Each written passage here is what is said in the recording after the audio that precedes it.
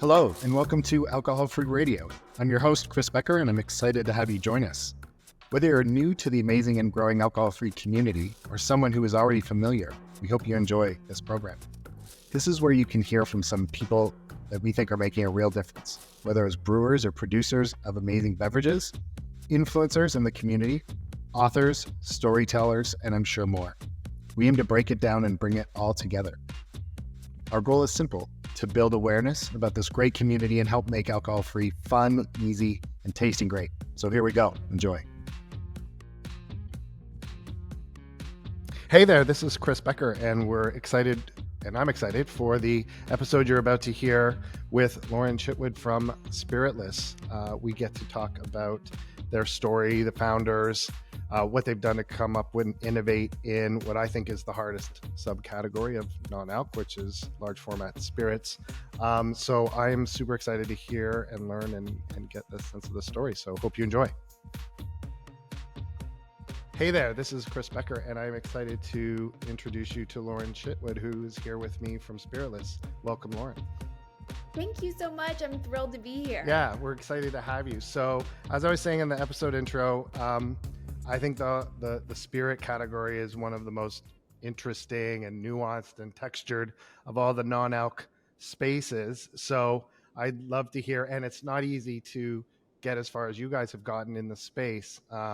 We certainly have seen a range come and go, to be quite frank. So I'm excited to hear how you've done that and what you're seeing and going forward. But first, before we get to dive in, I understand you hail from Kentucky. Would love to hear a bit about you and your background up to and before Spiritless, and then what maybe got you into the space.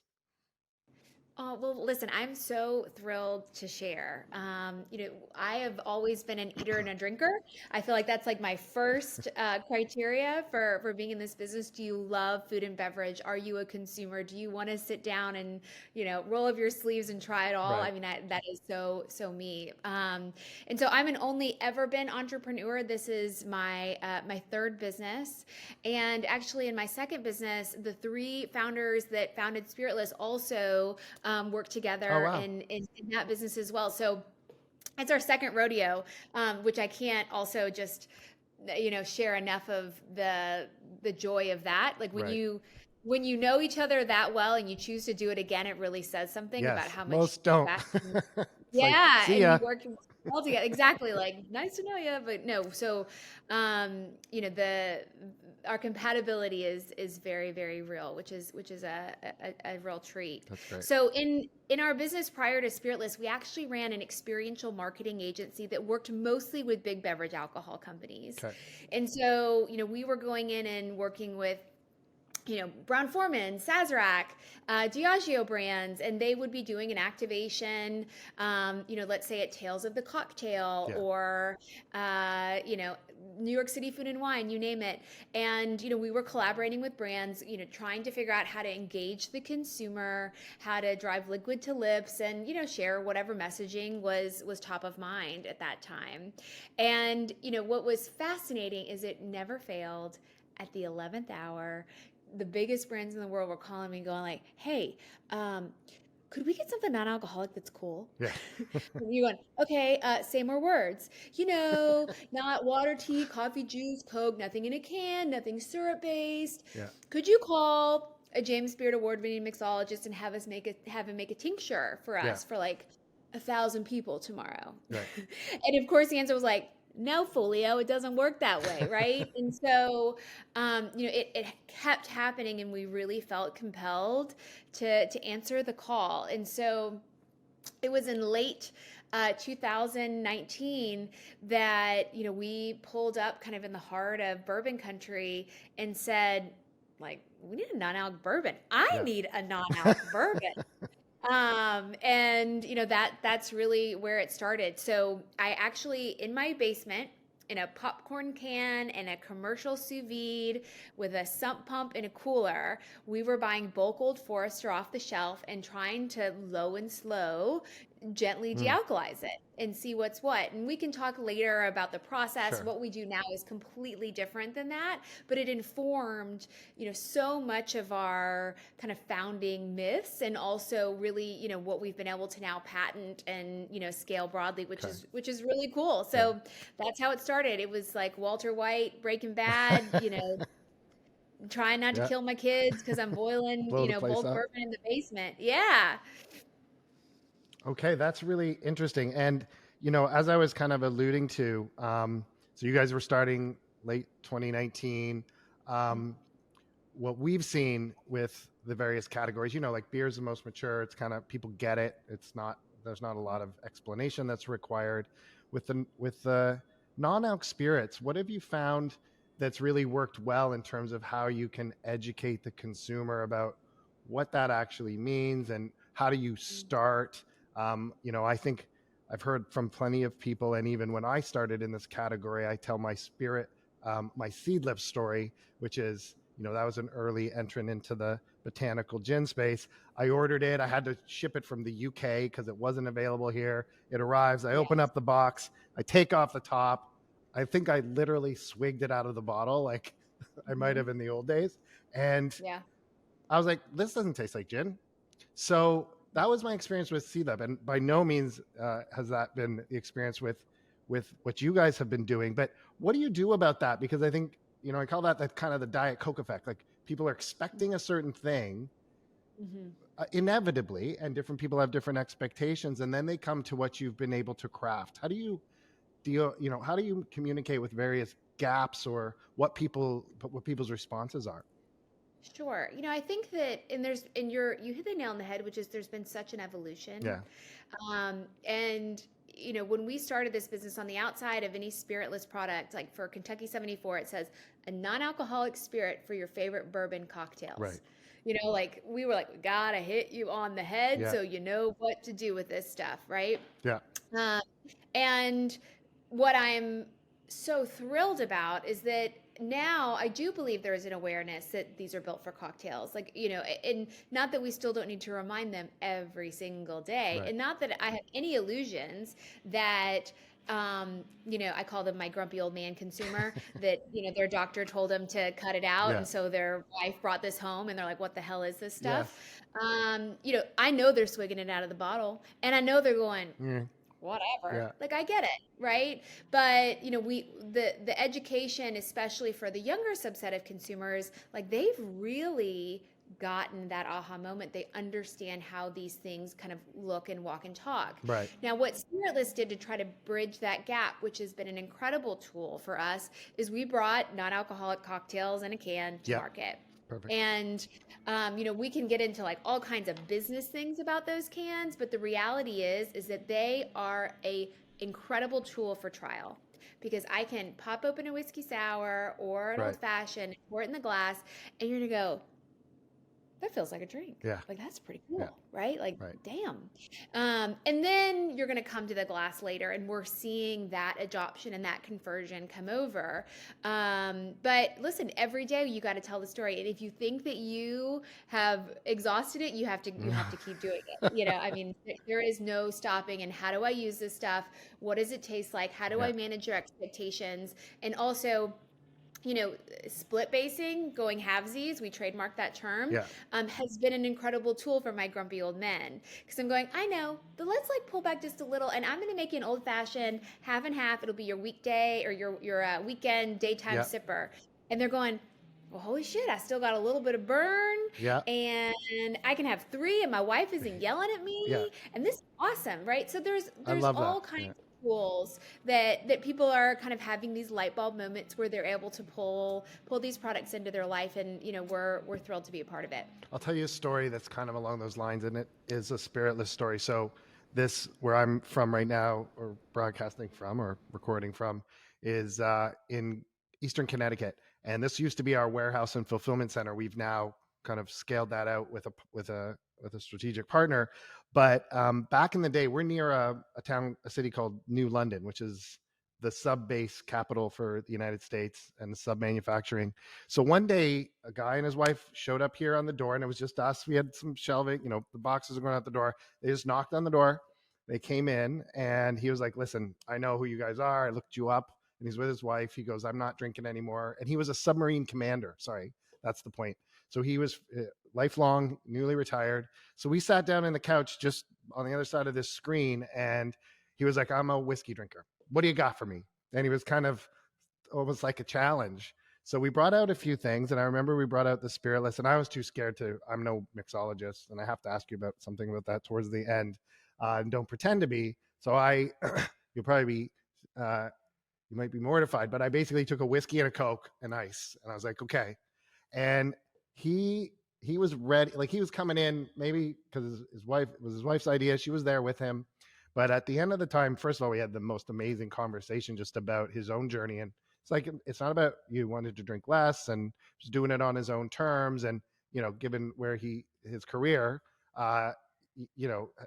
was, a certain point of view, and had a distinguished career as a submarine commander, but he was super impressed. He was like, wow, this is like so much better. And then I think once those expectations were set, then he's going in the next time and the next time to try it this way or try it that way. I think particularly for spirits, splitting it, and for those folks who are just trying to cut down, I think makes a lot of sense. Like you said, it still gives them the burn. So I thought you'd enjoy that, because that was a real life story that happened right here, with somebody and Spiritless.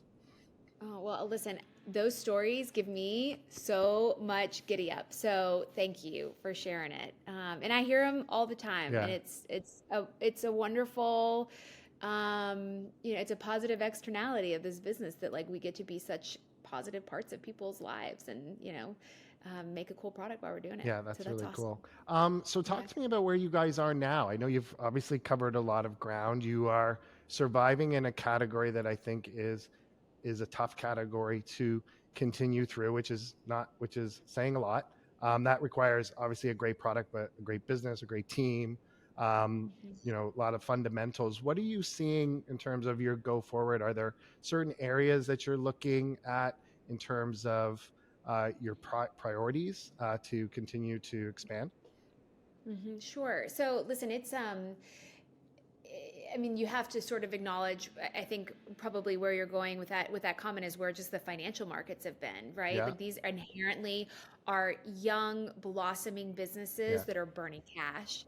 And yeah, so, that is laden with complexity, especially when you've got the financial markets going like, oh, but I only really like, yeah, cash flow positive businesses. And you're going like, well, yeah. keep Then I dreaming. don't need you.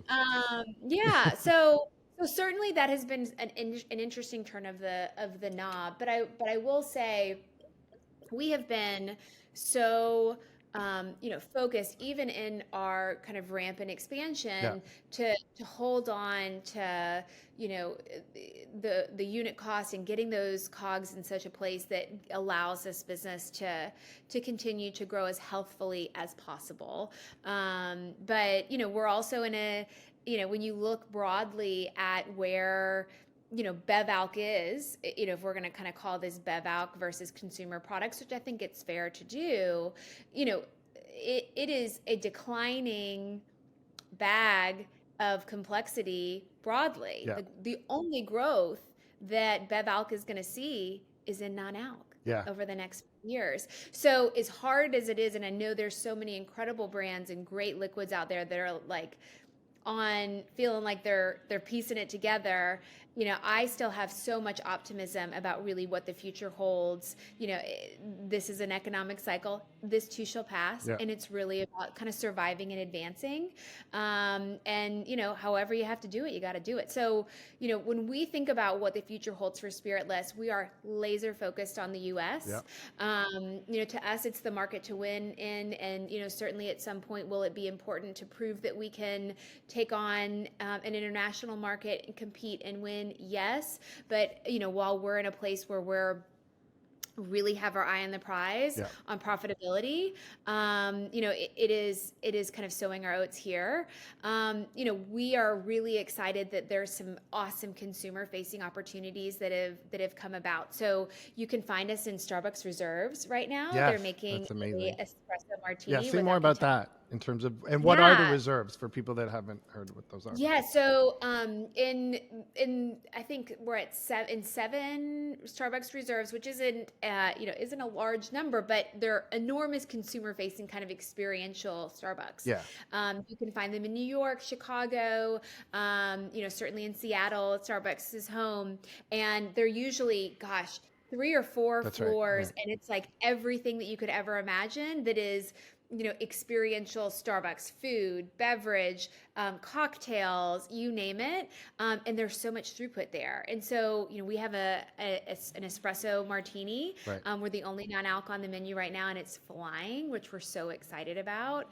And then also in TGI Fridays nationwide, we've got 250-ish, maybe a little more outlets there, which we've got a handful of our Jalisco 55 Yep. cocktails on the menu. So they've got a margarita that is like fantastic. So, we're really excited to get those consumer facing opportunities, to get those on-premise opportunities when they present themselves. But, certainly saying, we're focused on retail. We're focused on, driving turn off the shelf, and really, just keeping our head down on kind of the business fundamentals and understanding where our money is made. So, we've moved sort of out of the ultra exciting Yeah. early days where New. everybody's kind of in a playpen in an office, and you've got 4 or 5 people and you're doing it all, and it's really about execution for us right now. Yeah. I'm so honored to have the business in a place where we can be focused on that, but it's definitely evolved, which is exciting. Yeah, that's really cool. And I was talking to one of the guys from your team, and the espresso martini is perfect because, first of all, it seems like it's everywhere, just in the alc world, and it's a perfect spot. So, like in the West Village Reserve Bar, it's like a bar. It's like kind of perfect for that. So that's really cool to see.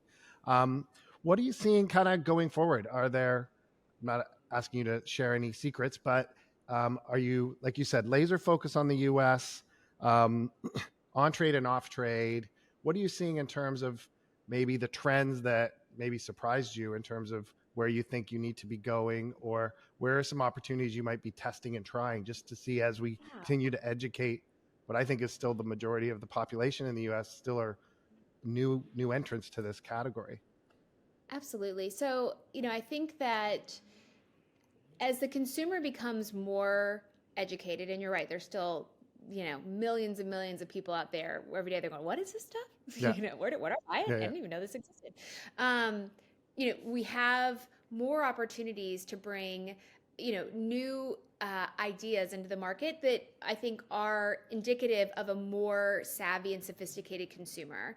So, obviously, Kentucky 74 is truly, I'm so proud of that Right. liquid. I think we've done a great job at it. Absolutely. Also, Kentucky 74 Spice. There's many ways that you could say, gosh, Spiritless is like kind of known as a whiskey brand first. Mm-hmm. So, are we taking time to think about, what could a super premium expression of this be? Maybe. Okay.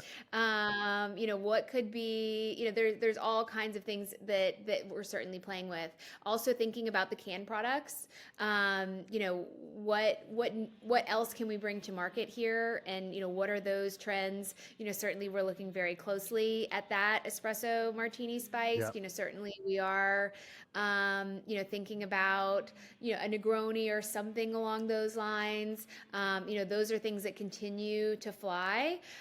But the time will tell. But new product development is certainly part of the plan in a very kind of measured and data-driven way. Great. Okay. We're going to take a break, and when we come back, we'll wrap up with a few final questions and insights from Lauren. So stay tuned.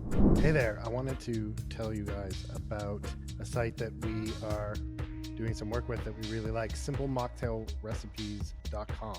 It's a place where anybody can get an easy non-alc version of lots of their favorite cocktail recipes, and you don't have to be a mixologist to make them. Search for your favorite cocktails or enter an ingredient, and you'll get a list of non-alcoholic drink options. If you're looking for inspiration throughout the year, download the recipe ebook, and it has 52 seasonal recipes, so you don't have to be online every time you want to search for a drink that you might enjoy. And check out soberbarsnearme.com as well. complimentary site when you're looking for non-alcoholic options in your area. So check them out. Hope you like them. Enjoy. Okay, welcome back, everybody. So, Lauren, that is super exciting, and it's interesting to see as this space evolves, kind of where you've been able to kind of hit some of the high notes with the customers and with the marketplace, especially as, like I've said, I think we've seen, the gin category has kind of been around the longest. And I think there's a lot of, when I say the industry, the alcohol industry, which, I've learned only from the perspective of somebody coming in kind of all rosy cheeked non-alc.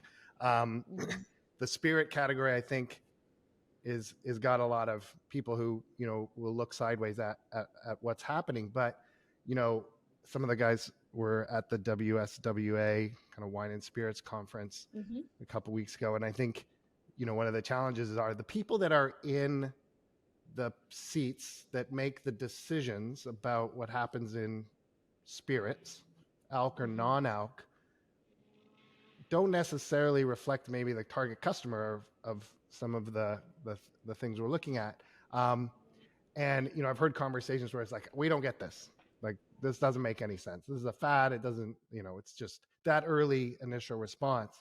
But that's been layered, like you were saying, with the economy. I mean, that's true, but things are kind of changing into 2024, so for those of you listening, it's February. Oh my God, dry February 2024. But they're seeing alcohol sales and spirit sales declining. And I think if you're 50 or 60 and you've got kids who are sons and daughters who are in their 20s, and I've heard this directly from those same people, is like, my kids don't drink, or they certainly don't drink. They don't do the two things we used to always want. They wanted to drink and have a driver's license. They have neither. So it's kind of like they're seeing the data in the office and they're seeing their kids at home, and they're like, well, wait a second, this can't just be, so it's not just kind of, sometimes I say people like us, it's like, of course we're cheerleaders for the category, but when you're seeing kind of the experiences coming at those same decision makers from different points of view, maybe we're at an inflection point. What's your thought on that? And I think you've probably had more conversations with those types of folks than I have. Yeah. No, listen, I think you're hitting the nail on the head, and there's so many forces at play here that they can't hide, right? So there is, there is the Gen Z that they're just drinking less and wellness focused. There is, there is the data that the boomers can't hide from anymore, which is their doctors are going to tell them at the annual physical that at some level this is going to give you cancer, and we kind of can't hide from it. Right? Like, we can't pretend anymore, right? So there's so many things. And then also let's talk about the whole GLP-1 Ozempic, evolution. I think that is the black swan of Bev Alc that literally they did not see coming. Right. And the reality is whether you're, super savvy and wellness focused or not, consumers and, people that are on that drug, which literally is going to be like a statin, right? Like the amount of people that are going to use that, for the duration because of the health benefits, it is going to be just an everyday drug, just like you take a baby aspirin. Right.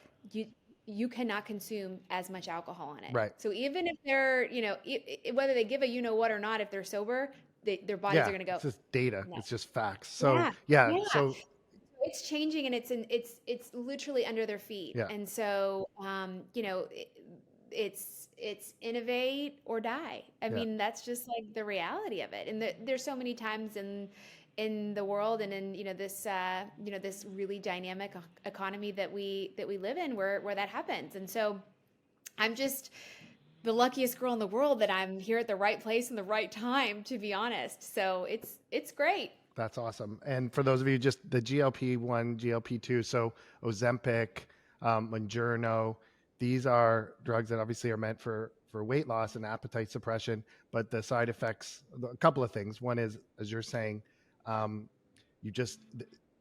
you're eating less, you're not feeling the need to, consume as much.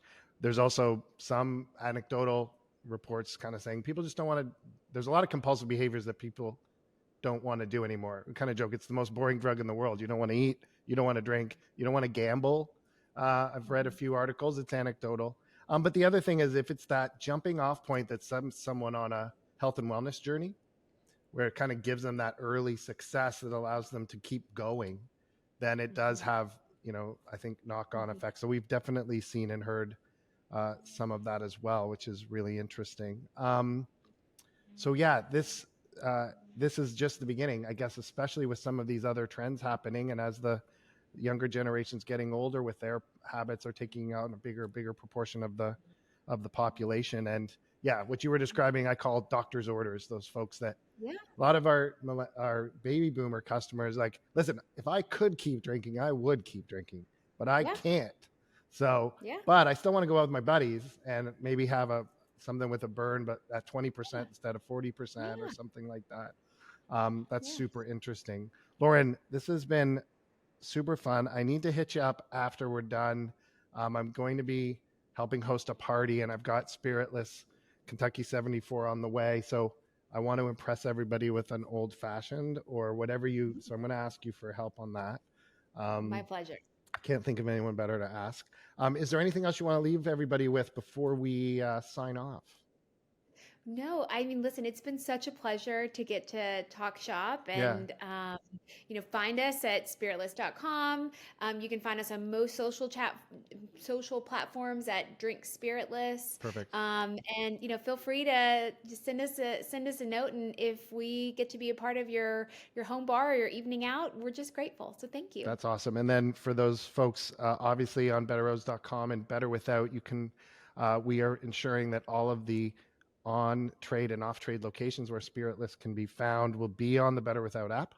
So check that out. And more and more recipes on some of our affiliate sites will be featuring Spiritless brands as well for recipes. So check that out as well. Lauren, thank you so much. It's been a pleasure. Oh, listen, the pleasure is mine, Chris. Thank you. Okay, take care. Okay, that was awesome. Is that okay? We did it. Yeah. Yeah. No, listen, you tell me. You do this all the time. Good. No, it was good. It was tight and interesting. I kind of was a bit more kind of on some stuff as opposed to just the standard. So that was really helpful. I do want to get into one of those reserve bars, and I'm going to try to check that out on the weekend. I wasn't joking about the thing I've got to do. So if I've got Kentucky 74, like and I need to impress people, meaning, and I'm not a mixologist, but I can get a few things. I'm not like I can figure it out. But so these are a bunch of LA types, and they'll be probably California sober types. So what's the drink? My thought is an old fashioned, but you might tell me something else. Like, what's a drink I can make that's kind of cool to look at? And they'll be like, I don't necessarily need to trick them. So I don't mind them knowing it's non-alcoholic, but I want them to be able to taste something that maybe they've tasted in the alcohol form and go, holy shit. So when is this event? It's in 2 weeks. Like tonight. Oh, okay. So we got time. Yeah. We got a little bit of time. So a couple things. One, our horses. I'm going to stop recording. For the editor, guys, when I did the last clap, that was the end of the episode. Okay. Bye. Well, I hope you enjoyed this episode of Alcohol Free Radio. We welcome any suggestions or ideas for this podcast and other content that we share with the Better Roads community. So please reach out to us on social media, on our site at betterroads.com, or via email at hello@betterroads.com. And it's been great to be with you here all together. Take care.